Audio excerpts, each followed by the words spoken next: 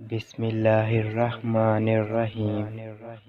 रसूल अकरम सल्लल्लाहु अलैहि वसल्लम ने इरशाद फरमाया, तीन अशखास ऐसे हैं कि उनकी नमाज उनके सरों से एक बालिश भी ऊपर नहीं जाती। एक वो शख्स जिसने किसी कौम की इमामत की और वो लोग उसे नापसंद करते हों।